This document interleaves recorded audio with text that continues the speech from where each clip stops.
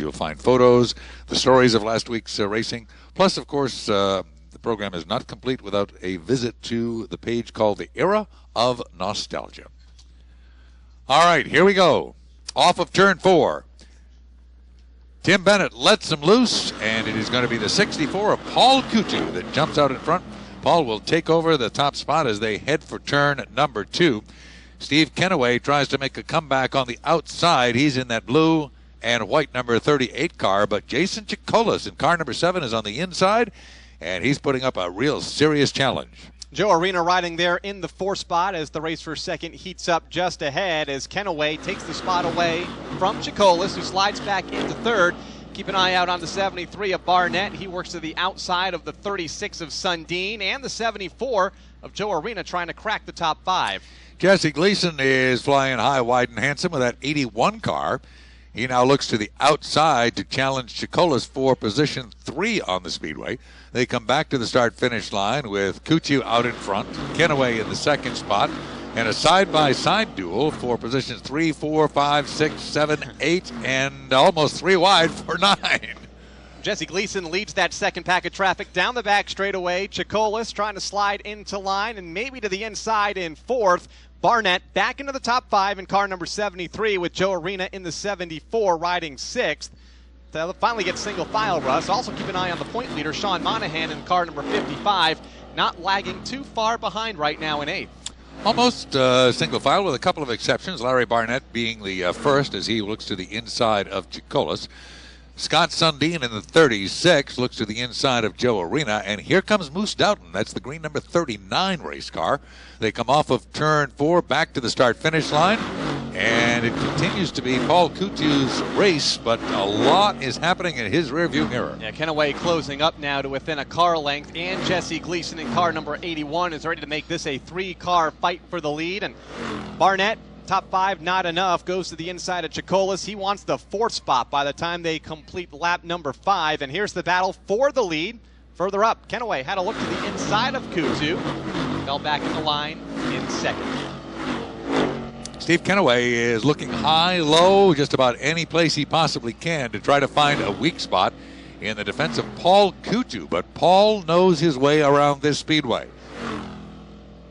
He leads the field off of turn 4. Paul has found his way to victory lane and would like to do it again. They come back across the line. Steve Kennaway in the 38 also looking to find his way to victory lane. It's been a while, but Jesse Gleason would love to make a return visit. And all 3 look in the rearview mirror, and here comes that yellow and red number 73. Larry the Leadfoot out of Moosop, Connecticut.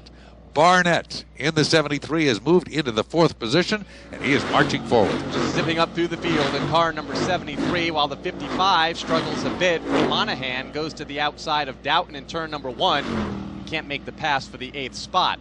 Race for second. Here's Jesse Gleason to the outside of Steve Kennaway. They go side by side for the runner-up spot behind the race leader Paul Coutu.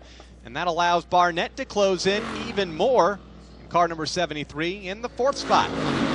Larry has pretty much eliminated any advantage that anyone had as he pulls right in on the rear bumper of Kennaway. Takes a peek to the inside.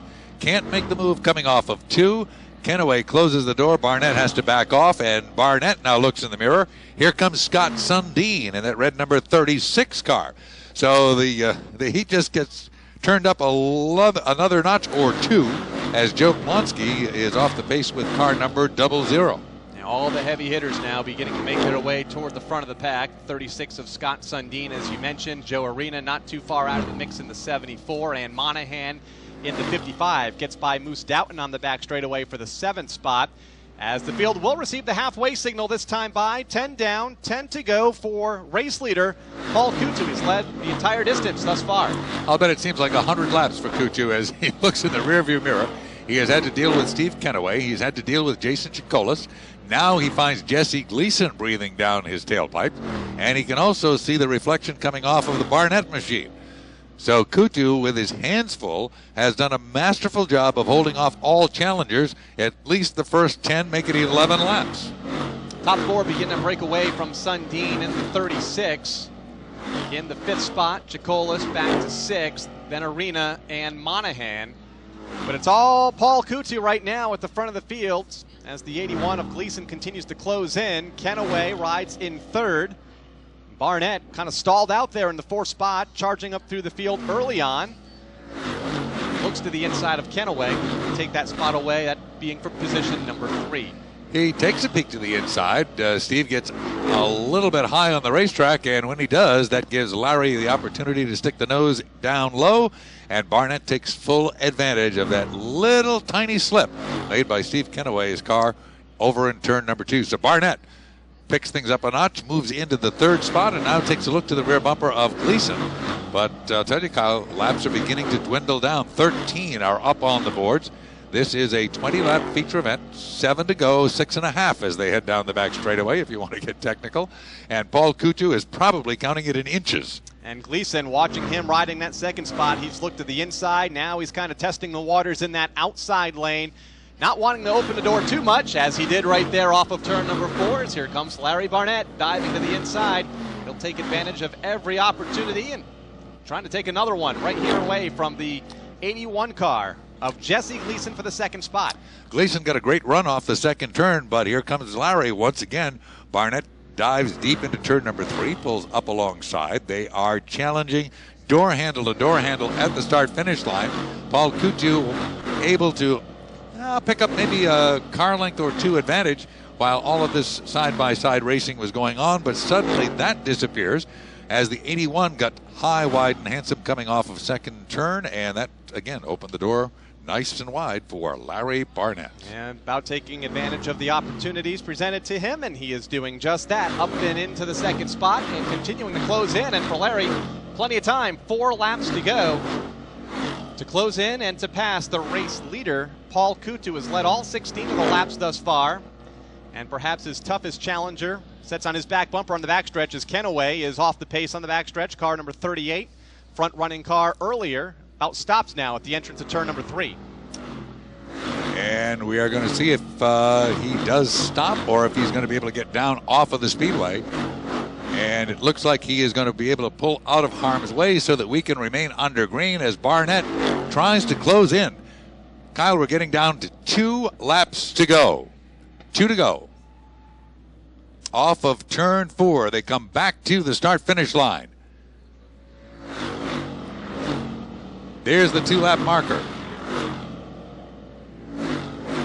It is car number 64, Paul Coutu. He's leading the charge down the back straightaway. He started up front. He has not relinquished one single foot of racetrack out here tonight.